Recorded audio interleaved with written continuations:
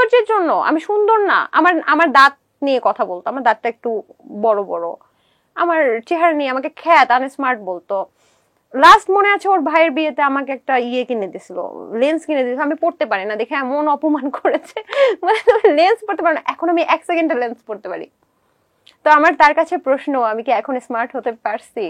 আমি রিসার্চ করে তারপর ওকে ভর্তি করাই ভার্সিটিতে ভর্তি হওয়ার পরে ও চেঞ্জ হওয়া শুরু করলো। দেখলাম যে হঠাৎ করে একটা মেয়েকে পছন্দ করতেছে ও।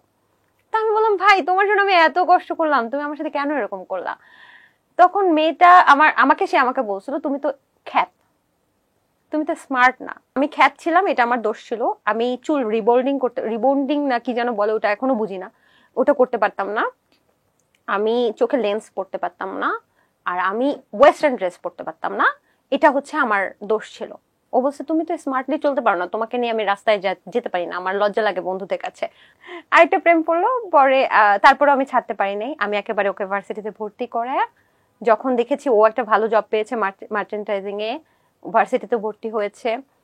আমার মনে আছে পুতুল আপু, আমি ও ভার্সিটি করতে পারতো না, ও ক্লাস করতে পারতো না, ও হচ্ছে চাকরি করতো, কারণ ওর তো টানা পড়েন ছিল।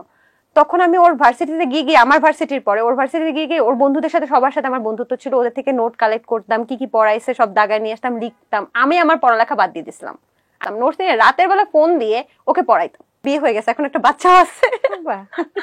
সেসব আমাকে এসে বলছিল যে আমার নাম কিন্তু, আমি কিন্তু নামটাও চেঞ্জ করেছি ওর জন্য, আমার নাম কিন্তু অনন্যা।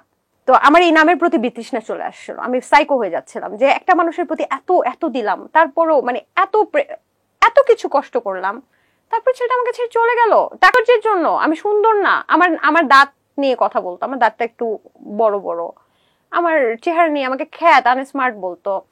লাস্ট মনে আছে ওর ভাইয়ের বিয়েতে আমাকে একটা কিনে দিছিল, লেন্স কিনে দিয়েছিল, আমি পড়তে পারি না দেখে এমন অপমান করেছে, মানে লেন্স পড়তে পারি না, এখন আমি 1 সেকেন্ডে লেন্স পড়তে পারি। তো আমার তার কাছে প্রশ্ন, আমি কি এখন স্মার্ট হতে পারছি? মেয়েরা কুকুরের মতো হয়। কুকুরের মতো কি জানেন? ধরেন কুকুরকে আপনি যখন প্রথম খাবার দিতে যাবেন, ও কিন্তু ভয়ে ভয়ে চলে যাবে, না না আমি যাব না, ভয় পাবে।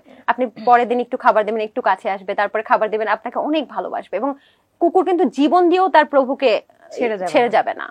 মেয়েরা অনেকটা এরকম, মেয়েরা যখন দায়িত্ববোধে পড়ে তখন চেষ্টা করে সম্পর্কটা টিকিয়ে রাখতে এবং ওই দায়িত্বটাকে শেষ করতে, ওই মানুষটাকে একটা পজিশনে উঠিয়ে দেওয়ার চেষ্টা করে।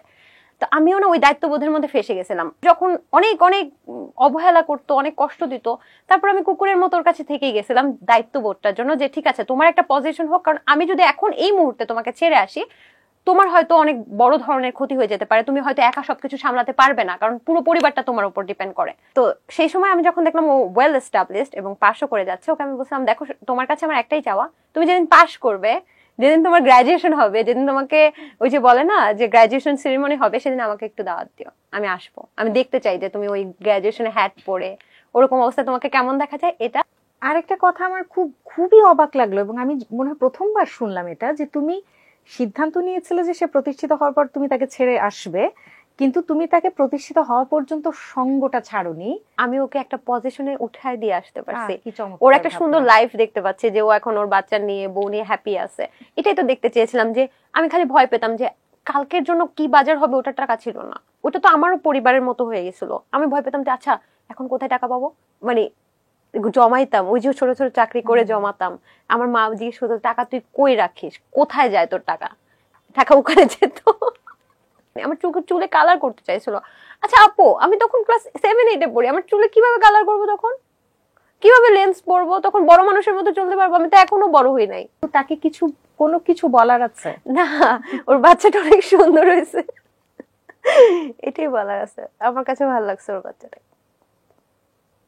এত মানুষ আমাকে সুন্দর বলতেছে, তারপরে তো আমার শুনতে ইচ্ছে করছে ওই মানুষটা আমাকে একবার বলুক যে আমি খ্যাত না।